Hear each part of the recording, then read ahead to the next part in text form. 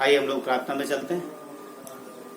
हमारे जीवित पिता परमेश्वर, धन्यवाद देते हैं प्रभु यीशु, आपकी महिमा करते हैं आज के दिन के लिए परमेश्वर। एक बार फिर प्रभु हम आपके अनुग्रह के सिंहासन के पास पूरे नम्रता और दीनता से आते हैं परमेश्वर। प्रभु आपका नाम पूरे जगत में ऊंचा है परमेश्वर, हर नामों में श्रेष्ठ है पिता।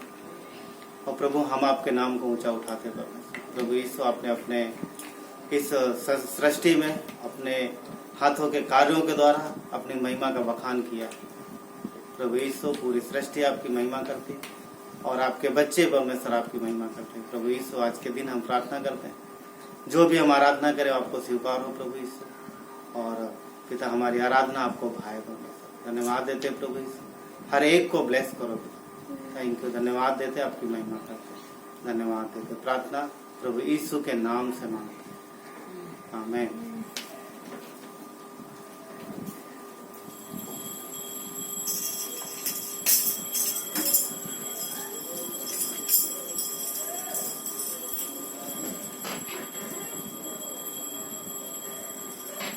आवाज उठाएंगे, हम साज बजाएंगे, है यीशु महान अपना, ये गीत सुनाएंगे।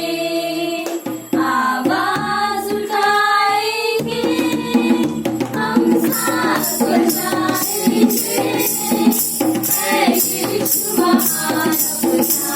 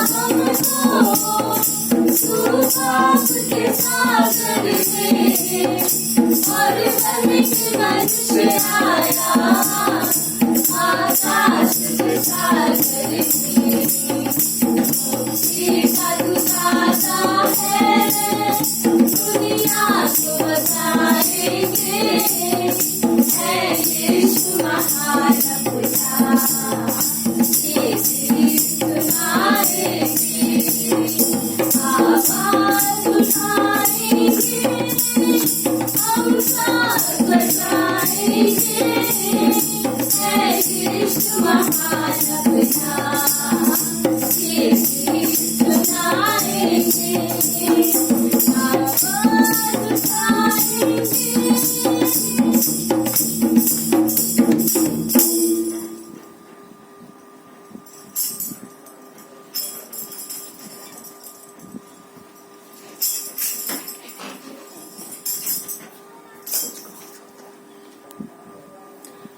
आइए हम लोग संदेश में चलते हैं और आज हम लोग 2 वचन पढ़ेंगे।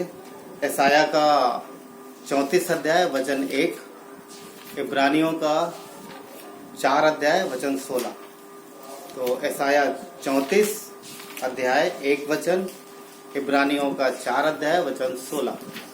ठीक है, कोई पढ़ सकता है? पढ़ते हैं। यशाया 34 पे, हे जाति जाति के लोगों सुनने के लिए निकट आओ, और हे राज्य राज्य के लोगों ध्यान से सुनो। पृथ्वी भी और जो कुछ उसमें है, जगत और जो कुछ उसमें उत्पन्न होता है, सब सुनो। इब्रानियों का पढ़ेंगे 4 का 16 पढ़ते। इसलिए आओ, हम अनुग्रह के सिंहासन के निकट हियाव बांधकर चले कि हम पर दया हो, और वह अनुग्रह पाए जो आवश्यकता के समय हमारी सहायता करे। आइए प्रार्थना करते हैं। जीवित पिता परमेश्वर, धन्यवाद देते हैं प्रभु आपके इन वचनों के लिए। प्रभु यीशु, आप हम सबके सहायता करते हो, हम सबकी मदद करते हो पिता। प्रभु आप हमारे अगुआ परमेश्वर। प्रभु यीशु, आप अपने वचनों से हमें सिखाते हो, हमारी सहायता करते हो, हमारा मार्गदर्शन करते हो। आज के समय को आपके हाथों में सौंपते हैं प्रभु यीशु, इस संदेश को आपके हाथों में सौंपते हैं। पवित्र आत्मा, आवाज हमारी है पर शब्द आपके हों प्रभु। धन्यवाद देते हैं परमेश्वर, आपकी महिमा करते हैं। धन्यवाद देते हैं प्रभु यीशु के नाम से मांगते हैं, आमीन। आप सबका स्वागत है। जैसा कि हम लोगों ने वचन पढ़ा, इब्रानियों का 4:16 कहता है कि आओ हम अनुग्रह के सिंहासन के निकट हियाव बांध के चले। तो हम अपने परमेश्वर के पास जब जाते हैं तो डर के नहीं जाते, हम हियाव से जाते हैं, क्योंकि हमारा परमेश्वर हमसे प्यार करता है और हम अपने परमेश्वर के पास बिना डर के, बिना संकोच के जाते हैं, बिना संकोच के जाते हैं। और इसलिए जाते हैं कि परमेश्वर हमसे प्यार करता है। जैसा कहता है यशाया के 34 में हमने वचन पढ़ा, वचन कहता है कि हे जाति जाति के लोगों सुनने के लिए यहोवा के निकट आओ, सुनने के लिए यहोवा के निकट आओ। हे राज्य राज्य के लोगों ध्यान से सुनो। परमेश्वर का वचन कहता है कि यहोवा के निकट आओ और ध्यान से सुनो। तो परमेश्वर चाहता है कि उसके बच्चे सुनने के लिए उसके निकट आए। परमेश्वर चाहता है कि उसके बच्चे उसके पास आए सुनने के लिए। ये परमेश्वर की इच्छा, परमेश्वर की इच्छा। कई बार हम लोग परमेश्वर की इच्छा जान नहीं पाते कि वो हमसे क्या चाहता है, परंतु यदि हम माता पिता हैं तो हम माता पिता होने के नाते हम बहुत अच्छे से और पूरे दिल से चाहते हैं कि हमारे बच्चे हमारी आवाज सुने और हमारे निकट आए, हमारे आसपास रहें, हमारी आवाज सुने और जैसा हम चाहते हैं वैसा वो करें। ये हर माता पिता की इच्छा है। अगर हम देखेंगे मत्ती की किताब में यीशु ने बोला है, मत्ती की किताब में अध्याय 11 वचन 28 के बी पार्ट में देखेंगे, यीशु ने एक बात बोला है, मेरे पास आओ, मेरे पास आओ। ये परमेश्वर की इच्छा है। यशाया का 34:1 कहता है कि परमेश्वर के निकट आओ। यीशु ने बोला मेरे पास आओ। किसको बुला रहा? सबको बुला रहा। पर आएगा कौन? जो यीशु को जानता है, जो परमेश्वर को जानता है। हम और आप उसको जानते हैं। उसकी इच्छा को जानने के लिए, परमेश्वर से सुनने के लिए परमेश्वर बुला रहा है, मेरे पास आओ। हमें उसके नजदीक आना है। यदि हम नजदीक नहीं आएंगे तो हम कैसे जानेंगे? प्रभु यीशु बुला रहे हैं। कहते परमेश्वर कहता है, प्रभु यीशु कहते मैं तुमसे प्यार करता हूँ। यीशु का प्रेम हम क्रूस पर देख सकते हैं। यीशु का प्रेम, जो इतना अद्भुत प्रेम जो दुनिया में किसी और ने नहीं किया, सिर्फ परमेश्वर प्रभु यीशु का प्रेम जो पूरी मानव जात के लिए, आपके लिए, हमारे लिए, जो उसने क्रूस पर किया, उसको हम देख सकते हैं। यीशु ने क्या बोला क्रूस पर? उसका प्रेम दिखता, बोलता आओ मैं तुमसे प्यार करता हूँ, आओ मैं तुम्हें विश्राम दूंगा, मैं तुम्हारे लिए, तुम्हारे जीवन में तुम्हें रास्ता दिखाऊंगा, तुम्हारी रक्षा करूंगा, तुम्हें शांति दूंगा, तुम्हें जीवन दूंगा। जीवन यीशु के पास है, किसी और के पास नहीं। जीवन जो है यीशु के पास है, किसी और के पास जीवन नहीं है। यीशु ने कहा मेरे पास आओ। और हम जानते हैं कि जब हम परमेश्वर के पास आते हैं तो उसकी इच्छा को जान पाते हैं, उसके जो हमारे प्रति क्या इच्छा है वो जान पाते हैं। तो जब हम उसकी इच्छा को पूरी करते हैं तो फिर हमारे जीवन में उसका प्रतिफल यानी आनंद और शांति आती। और यदि हम उसकी आवाज को अनसुना करते हैं और उसकी आवाज जब नहीं सुन पाते हैं तो इच्छा जान नहीं पाएंगे, सीधी सी क्लियर सी बात है। तो फिर हम क्या करेंगे? उसकी इच्छा के विरुद्ध करेंगे। अब विरुद्ध करेंगे तो परिणाम कैसे आएंगे हम जानते हैं। यदि हम देखें, एक छोटा सा उदाहरण अगर मिलता है उत्पत्ति के 2 और 3 अध्याय में देखेंगे कि परमेश्वर ने उन 2 मनुष्यों को बनाया, आदम और ईव को, और उन्होंने परमेश्वर की आज्ञा को यानी उसकी आवाज को सुना पर उसकी इच्छा के अनुसार नहीं चले। उसकी इच्छा अनुसार नहीं चले। दोनों को कुछ आज्ञा दी गई, मना किया गया ये नहीं करना। हम जानते हैं, सब जानते हैं परमेश्वर ने क्या मना किया, वो फल नहीं खाना। 3 में देखेंगे, 3:6 कहता है कि हव्वा क्या देखती है? फल देखने में मनभाव और खाने में भी अच्छा है। अब कमान थी कि नहीं खाना, पर हमारी आंखें, हव्वा की आंखें कहाँ लगी हैं? फल की ओर। आंखें कहाँ लगी? फल की ओर लगी हैं। ध्यान कहाँ है? फल की ओर। जबकि ध्यान कहाँ होना चाहिए? परमेश्वर की आज्ञा की ओर, वचन की ओर। परंतु कहाँ पर है ध्यान? फल की ओर, अभिलाषा की ओर। अभिलाषा हम देखते हैं उसके बाद क्या हुआ, हम सब जानते हैं कि एक जो अभिलाषा है वो परमेश्वर के कार्य में बाधा बनती है। परमेश्वर के बच्चे उसकी इच्छा के विरुद्ध जाते हैं। और हम देखते हैं यहाँ पर क्या, मना करने के बावजूद भी उसने उस फल को खाया। क्या हुआ? अरे मना किया तो क्या हुआ, मुझे पसंद है, कितना अच्छा लग रहा, कितना बढ़िया लग रहा, कितना सुंदर है। ठीक है, परमेश्वर ने मना किया, नहीं खाए, एक बार खा लेते क्या हो। कई बार ऐसी चीजें हमारे पास मन में आ जाती, अरे हाँ रोज हम जानते हैं रोज संगति करना है, रोज प्रार्थना करना, रोज वचन पढ़ना, एक दिन नहीं पढ़ेंगे तो क्या फर्क पड़ता। कई बार परिणाम प्रत्यक्ष नहीं दिखते, बाद में दिखते। उस समय उनको समझ नहीं आ रहा था इसका परिणाम, परंतु खाने के बाद वो परिणाम पता चला। और जब परिणाम पता चला तो हम जानते क्या हुए, परमेश्वर से दूर हो गए। उत्पत्ति 3:9 में परमेश्वर पुकार रहा है तो है किधर, पुकारा तो है किधर। और हम देखते हैं कि परमेश्वर की आवाज सुन के वो डर जाते, छुप जाते। परमेश्वर तब से लेकर के आज तक हर एक स्त्री को, हर एक पुरुष को आवाज दे रहा है, तुम हो किधर, मेरे पास आओ। तब से लेके आज तक। क्यों? क्योंकि उसके बाद पूरी मनुष्य जाति परमेश्वर से अलग हो गई। तब से लेकर के परमेश्वर आज तक आवाज दे रहा है, मेरे पास आओ, तुम किधर हो, मेरे पास आओ। परमेश्वर आपको और हमको रोज आवाज देता है, मेरे बच्चों किधर हो, मैं तुम्हारे साथ संगति करने आया हूँ। आदम के साथ परमेश्वर संगति करता था, पर आदम उसकी आवाज सुनता था। दोनों एक दूसरे के साथ संगति करते थे, आदम और ईव और परमेश्वर साथ में। और यहाँ पर उस संगति के लिए परमेश्वर हमको और आपको फिर पुकारता है, मेरे बच्चों, मेरे बेटी, मेरे बेटे, मेरे बेटी किधर हो, मेरे पास आओ, मेरे पास आओ, मुझे मेरे साथ संगति करो, मैं तुम्हें कुछ बताना चाहता हूँ। मेरे पास है तुम्हारे लिए कुछ, तुम्हारे लिए है मेरे पास जो मैं तुम्हें देना चाहता हूँ। पर यदि हम उसके निकट नहीं आएंगे, उसकी आवाज नहीं सुनेंगे, तो कैसे परमेश्वर हमें बता पाए? नहीं बता सकते।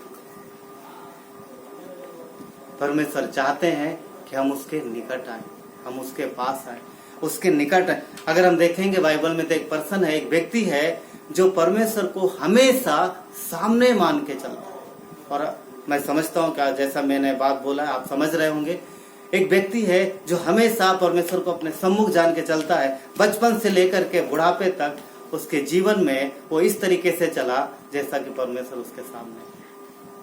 मैं दाऊद की बात कर रहा हूँ। दाऊद भजन संहिता वो लिखता है, अगर आप पढ़ेंगे तो भजन संहिता में दाऊद का हृदय है जो परमेश्वर के लिए, वो परमेश्वर से प्यार करता है, अपने हर काम में वो परमेश्वर को अपने सामने रखता है और उसकी इच्छा को सर्वोच्च रखता है।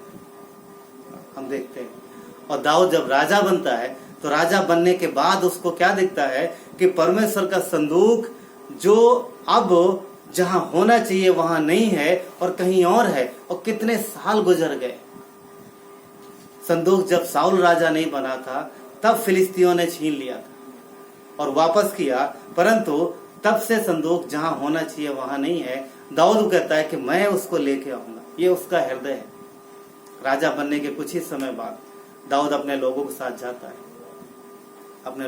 जाता है, यदि हम देखेंगे पहला शमूएल में चलते, अगर थोड़े समय के लिए हम लोग पहला शमूएल में अगर हम देखेंगे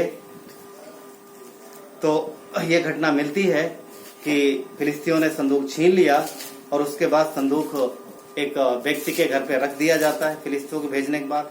दूसरे शमूएल में जब दाऊद राजा बनता है तो दूसरा शमूएल के 6 अध्याय में यदि हम देखें कुछ समय के लिए, दूसरा शमूएल का 6 अध्याय, यहाँ पर दाऊद जो है संदूक को वापस लाता है और जो वापस लाता है तो अपने साथ लोगों को लेता है। और देखेंगे कि वहां पर दाऊद एक नई गाड़ी बनाता है, नई गाड़ी में संदूक को उठा के रखता है और जिस घर में संदूक रखा रहता है उसके दोनों बेटे उस संदूक की अगुवाई करते हैं, यानी उसको ले जाने में लिए। और उसका एक उस घर के मालिक अमीनाबाद का जो बेटा है उज्जिया और अहोहो नाम के 2 पुत्र हैं उसके, जो गाड़ी को हाँकते हैं। उज्जिया जो गाड़ी के ऊपर बैठ के शायद हाँक रहा है, वहां पर हम देखते हैं कि गाड़ी चल रही है, सारे लोग हैं और एक जगह कुछ अलग घटना हो जाती, ऐसी घटना जिसके विषय में दाऊद ने भी सोचा नहीं होगा। क्या हो जाता है, यदि हम देखें वचन 6 में 6 में देखेंगे, कहता है जब वे नाकोन के खलिहान तक आए तब उज्जिया ने अपना हाथ परमेश्वर के संदूक की ओर बढ़ाकर उसे थाम लिया, क्योंकि बैलों ने ठोकर खाई। शायद बैलगाड़ी थी, चलते चलते कुछ आ गया, बैलों ने ठोकर खाई। जब ठोकर खाई तो सोच सकते हैं कि शायद संदूक आगे खिसका और उज्जिया ने कोशिश की संदूक कहीं गिर न जाए, उसने हाथ लगाया। और वचन 7 कहता है ये गलती उज्जिया ने जो किया, वचन 7 कहता है कि तब यहोवा का कोप उज्जिया पर भड़क उठा और परमेश्वर ने उसके दोष के कारण उसको वहीं पर ऐसा मारा कि वो मर गया।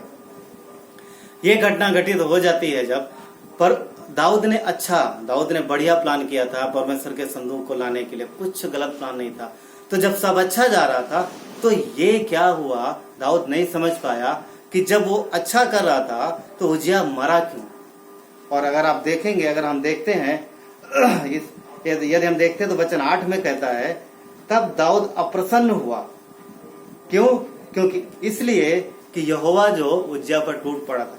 दाऊद का गुस्सा दाऊद के गुस्सा और दाऊद का जो अप्रसन्नता है वो परमेश्वर के प्रति हो गई कि क्यों, उसने तो अच्छा किया। एक्चुअली दाऊद परमेश्वर के प्रति गुस्सा नहीं था, वो अपने प्रति गुस्सा था। उसे फील हो गया कि कहीं न कहीं उसने गलती की है, परमेश्वर के संदूक को उसने किसी और जगह पर रख दिया, गत में पहुंचा दिया, वचन में लिखा है। और उसके बाद देखेंगे थोड़े समय बाद दाऊद को खबर मिलती है। क्या खबर मिलती है? वचन 11 देखेंगे क्या लिखा है। वचन 11 में 10 से पढ़ते हैं। इसलिए दाऊद ने यहोवा के संदूक को अपने यहाँ दाऊदपुर में पहुंचाना ना चाहा, परंतु गतवासी अबेदेदोम के वहां पहुंचाया। और वचन 11 कहता है कि यहोवा का संदूक गतवासी अबेदेदोम के घर में 3 महीने रहा और यहोवा ने अबेदेदोम और उसके समस्त घराने को आशीष दी। देख रहे हैं क्या हो रहा? परमेश्वर का संदूक उस व्यक्ति के घर में जाता है और परमेश्वर उस व्यक्ति को और उसके पूरे घर को आशीष देता है। कहने मतलब यह है कि परमेश्वर निकट आया, उस घर में परमेश्वर का संदूक गया। अब घर में परमेश्वर की उपस्थिति है, परमेश्वर की उपस्थिति ब्लेसिंग लेके आती है। परमेश्वर की उपस्थिति ब्लेसिंग लेके आती है। परमेश्वर चाहता है कि हम उसके पास उपस्थित हों ताकि हमारे जीवन में जो घटी है वो पूरी हो, जो कमी है वो पूरी हो और आत्मिक में हम उन्नति पाएं, आत्मिक में हम उन्नति पाएं। और आगे देखेंगे दाऊद को ये समाचार मिलता, वचन 12 में दाऊद को समाचार मिलता है कि परमेश्वर ने उस व्यक्ति को, जिस व्यक्ति के घर में वो संदूक रख के आया है, उसको बहुत आशीष दिया। दाऊद खुश हो जाता है, दाऊद खुश होता है, बोलता चलो हम दोबारा संदूक को लेके आएंगे। और दोबारा दाऊद संदूक के लेके आता है, परंतु इस बार संदूक लाने का तरीका कुछ अलग है। परमेश्वर का वाचा का संदूक को लाने का तरीका कुछ अलग है।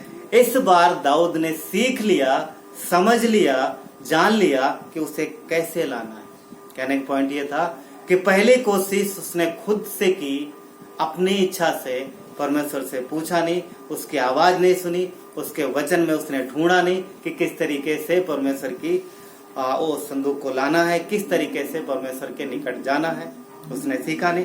परंतु इस घटना के बाद उसने सीखा, वो समझ गया कि किस तरीके से परमेश्वर को संदूक को लाना है। और हम देखेंगे कि यहाँ पर वचन कहता है कि दाऊद जो है वचन 13 में वो लेने जाता है और वचन 14 कहता है कि दाऊद सनी का एपोद कमर में कसे हुए यहोवा के सम्मुख तन मन से नाचता रहा। 15 यूं दाऊद और इजराइल का समस्त घराना यहोवा के संदूक की जय जयकार करके नरसिंगा फूंकते हुए चला। इस बार सब अच्छे से हुआ और दाऊद इतना खुश है कि वो परमेश्वर के संदूक आगे नाचता हुआ जा रहा। पर वो राजा है, पर परमेश्वर के सम्मुख वो एक भक्त के जैसा है, वो एक पुत्र बन के ना, एक पुत्र बन के, एक संतान बन के खुशी से उसके आगे झूम रहा, नाच रहा। यहाँ पर दाऊद ने सीखा एक चीज, परमेश्वर का कार्य परमेश्वर की इच्छा अनुसार। क्योंकि संदूक को सिर्फ लेवी उठा सकते थे और उस समय लेवी नहीं थे और परमेश्वर का संदूक बैलगाड़ी पे नहीं आता था। उसने व्यवस्था में जान लिया, तरीका समझ लिया तो उसे कंधे पे लाना है। तो यहाँ जो मैं बोलना चाह रहा था कि दाऊद के दिल में वो प्रेम था परमेश्वर के निकट आने का।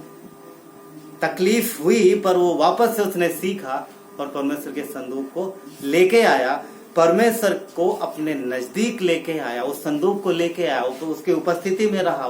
वो ये चाह रहा था कि परमेश्वर के निकट रहे, उसकी उपस्थिति में रहे। तो यहाँ जो मैं बात कर रहा हूँ पॉइंट ये है कि परमेश्वर चाहता है कि उसके बच्चे उसके आवाज सुने, उसकी बात सुने, उसके निकट रहें। एक स्टोरी बता के मैं खत्म करूंगा। एक परिवार था और परिवार में एक छोटी बच्ची थी, 3-4 साल के आसपास की बच्ची थी, लड़की थी, बहुत प्यारी थी, बहुत सुंदर बच्ची थी। सब लोग उससे बहुत प्यार करते थे, बहुत उसकी शरारतें, उसके कार्य पूरे घर में खुशियां बन के सबको आनंद पहुंचाते थे। उस बच्ची में एक और आदत थी कि जो उसके घर वाले कहते थे उसके वो अपोजिट करती थी, उसके उल्टा कर देती। और छोटी बच्ची होने के वजह से सब हैप्पी होते थे, अगर उसको कुछ बोला जाए तो उसके उल्टा करती थी और इस चीज को सब लोग आनंद से लेते थे। पर एक बार कुछ हुआ, एक बार लोगों ने देखा कि क्योंकि उनका घर जो है वो रोड के किनारे था, एक दिन देखा उन्होंने कि वो बच्ची धीरे धीरे रोड की तरफ बढ़ रही और अचानक लोगों के किसी की नजर गई कि बच्ची रोड के नजदीक पहुंच रही और रोड पे तेज यातायात था।